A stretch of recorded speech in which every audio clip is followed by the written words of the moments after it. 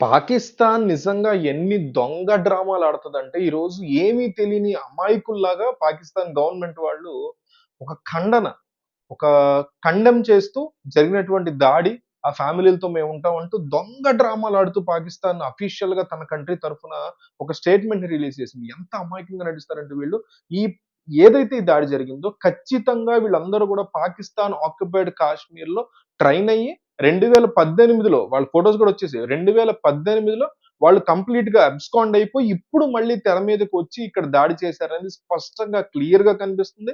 ఒక్కొక్కరిని పిలిచి ఎవరెవరినైతే చంపాలనుకున్నారో అంటే ఎంత ప్రీ ప్లాన్డ్ అటాక్ చూడండి.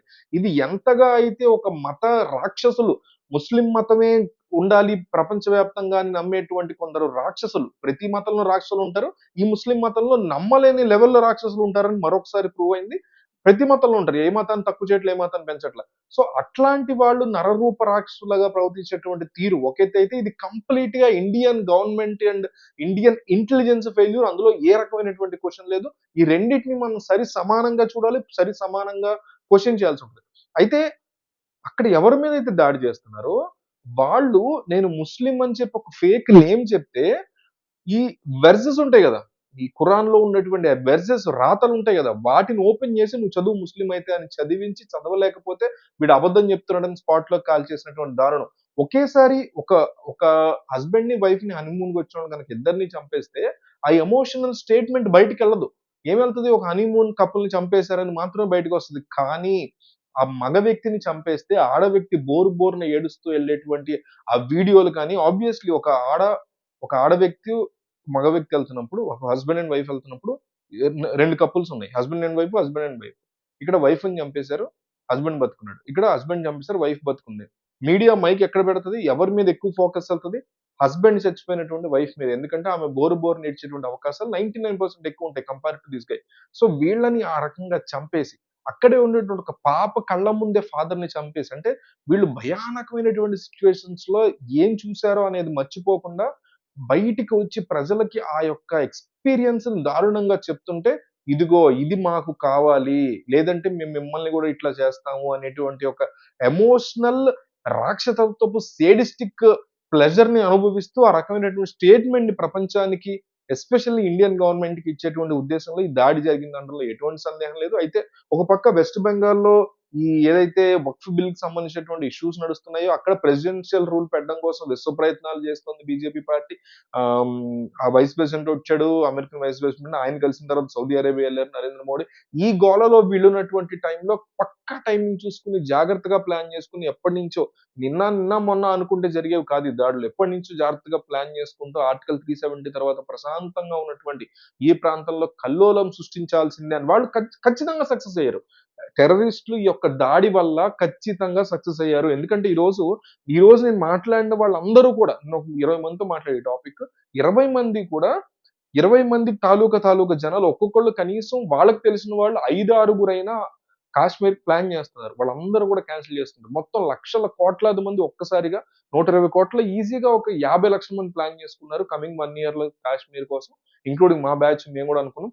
సో, మొత్తం అందరూ ఒక్కసారిగా క్యాన్సెల్ చేసేసుకున్నటువంటి పరిస్థితి. అంటే వాళ్ళకి కావాల్సిందదే. ఈ రకమైనటువంటి దాడి జరిగితే టూరిస్టులు రారు. టూరిస్టులు రాకపోతే అక్కడ ఉన్నటువంటి లైవ్లీహుడ్, అక్కడ మీకు 99% అక్కడ కూడా ఉండే 95% ముస్లిమ్సే. అసలు ఈ రోజు ఆ ఉగ్రవాదులు టూరిస్టుల మీద దాడి చేస్తుంటే, గుర్రపు నడుపుకునేటువంటి వ్యక్తి, గుర్రం ఎక్కించుకొని పిల్లల్ని తీసుకెళ్ళి అటు ఇటు తీసుకెళ్ళేటువంటి వ్యక్తి, అతను కూడా ముస్లిము. ఆ ఉగ్రవాదుల మీద వీరోచితంగా పోరాడితే, నువ్వు మధ్యలో రాకు" అని ఆ ఉగ్రవాదులు అతన్ని బెదిరించి ఆఖరికి అతను వెనక వాళ్ళ మీద పడిపోతే, మధ్యలో రాకని ఎందుకంటాడు? ముస్లిం గాడు. ముస్లింని చంపేటువంటి ఫీలింగ్ ఆళ్ళకి లేదు కాబట్టి. కానీ వాళ్ళు ఉగ్రవాదులు, నీచులు, వాళ్ళకి మతం లేదనేటువంటి పాయింట్‌ని అంత అర్థం చేసుకొని వాళ్ళ మీద తిరగబడితే, ఇక ఆప్షన్ లేక అతన్ని కూడా కాల్చి చంపేసినటువంటి నరరూప రాక్షసులనేది మనం ఈరోజు అబ్జర్వ్ చేయొచ్చు. సో, అక్కడ చాలా మంది వెళ్ళిన ప్రతి ఒక్కళ్ళ నుంచి లాస్ట్ 2, 3 ఇయర్స్‌గా వింటున్నదేంటంటే, అక్కడ లైవ్లీహుడ్‌ని బిల్డ్ చేయగలిగింది టూరిజం మాత్రమే.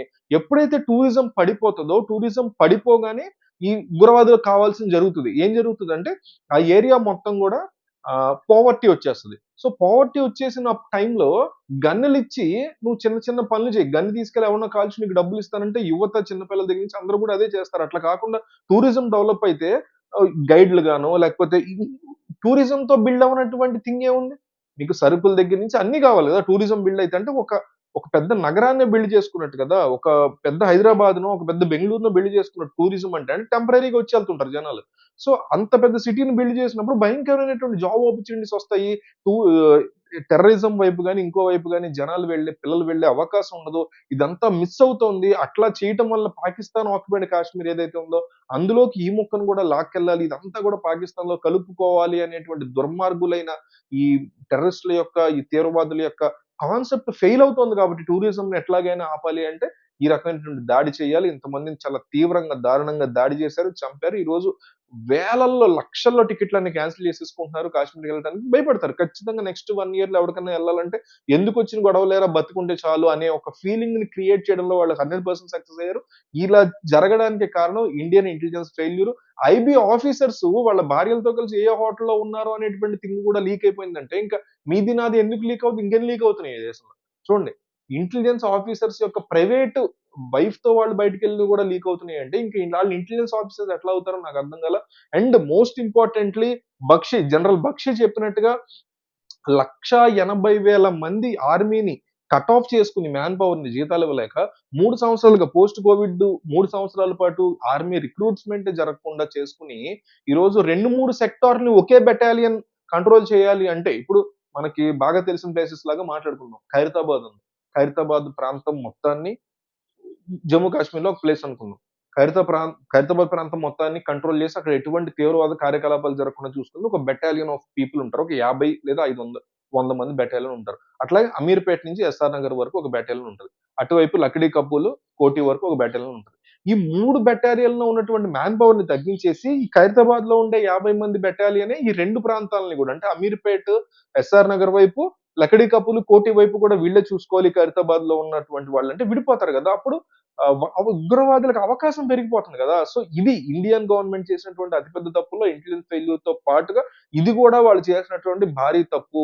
ఏదైతే ఆర్టికల్ 370 తీసేసారో దాని తర్వాత ఉగ్రవాదులు సైలెంట్‌గా ఉంటారు అని ఎవడైతే అనుకుంటాడో వాడంత మూర్ఖుడు ఇంకొకడు లేడని ఈరోజు వాళ్ళు ప్రూవ్ చేశారు. ఇంతటితో ఇది ఆగిపోలేదు. ఇదొక కేవలం శాంపుల్ మాత్రమే అని చాలా క్లియర్ కట్‌గా రెసిస్టెన్స్ ఈ టీమ్ వాళ్ళు చాలా ఓపెన్‌గా చెప్పేసారు. ఇదైతే శాంపుల్ గాదు. ఇంకా మీరు భవిష్యత్తులో చూడబోతున్నారు అని చెప్పి ఇప్పటికే మీకు గుర్తుంటే మనం గూడా పోస్ట్ చేసాము. ఒక 2 వీక్స్ బ్యాక్ అనుకుంటా.